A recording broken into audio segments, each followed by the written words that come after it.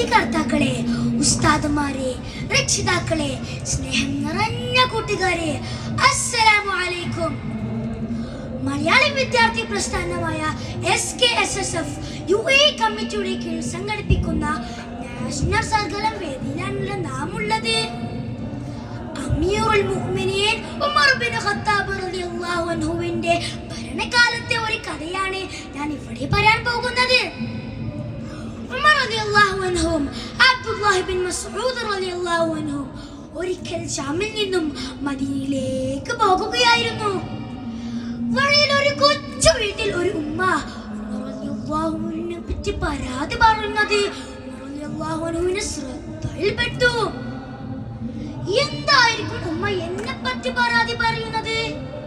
ഒന്ന് പോയി അന്വേഷിച്ചു നോക്കാം. ഉമർ റളിയല്ലാഹു അൻഹു അങ്ങോട്ട് ചെന്ന് ഉമ്മയോട് ചോദിച്ചു, ഉമ്മ, ഖലീഫ ഉമറിനെ കുറിച്ച് നിങ്ങളുടെ അഭിപ്രായം എന്താണ്? ആ ഉമ്മാക്ക് അറിയില്ല ട്ടോ, തന്നോട് ചോദിക്കുന്നത് ശരിക്കുള്ള അമീറുൽ മുഅ്മിനീനാണെന്ന്. ഉമ്മ പറഞ്ഞു, ലാ ജസാഅല്ലാഹു അന്നി ഖൈറ, ഉമറിന് ഒരു ഗുണം വരാതിരിക്കട്ടെ. അപ്പോൾ ഉമർ റളിയല്ലാഹു അൻഹു ചോദിച്ചു, എന്തേ ഉമ്മ നിങ്ങൾ അങ്ങനെ പറയാനുള്ള കാരണം?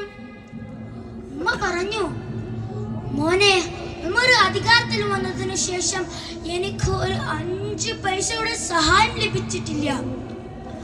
ഉമർ തങ്ങൾ വിഷമത്തോടെ ചോദിച്ചു, ഉമ്മ, അങ്ങ് മദീനയിൽ ഭരണം നടത്തുന്ന ഉമറിനെ എങ്ങനെയാണ് ഇത്രയും ദൂരത്ത് ഒരു കൊച്ചു കൂരയിൽ ഇങ്ങനെ ഒരു ഉമ്മ വിഷമിച്ചിരിക്കുന്നു എന്ന് അറിയാൻ കഴിയുക? അതുകൊണ്ട് ആ ഉമറിനെ ശപിക്കരുത് കേട്ടോ.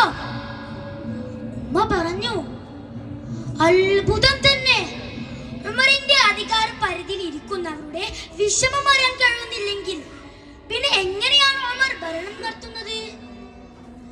ഉമർ തങ്ങൾക്ക് വിഷമമായി.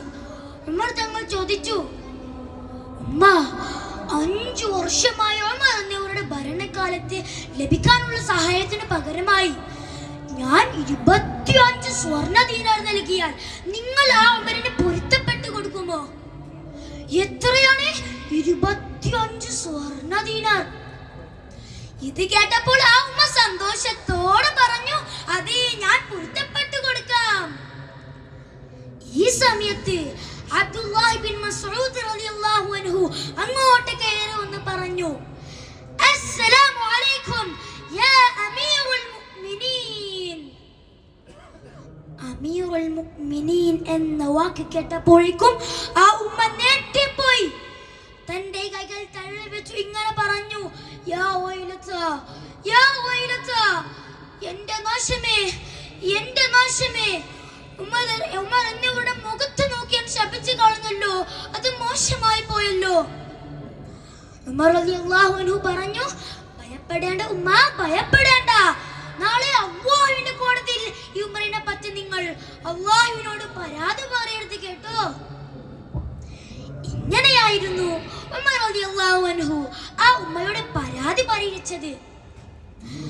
ജനങ്ങളുടെ അടിസ്ഥാന ആവശ്യങ്ങളും കഷ്ടപ്പാടുകളും മനസ്സിലാക്കി അതിനു പരിഹാരം കാണേണ്ടത് ആ രാജ്യത്തെ ഭരണാധികാരിയുടെ ഉത്തരവാദിത്തമാണ് എന്നാണ് ഈ ചരിത്രത്തിൽ നിന്നും നാം മനസ്സിലാക്കേണ്ടത്.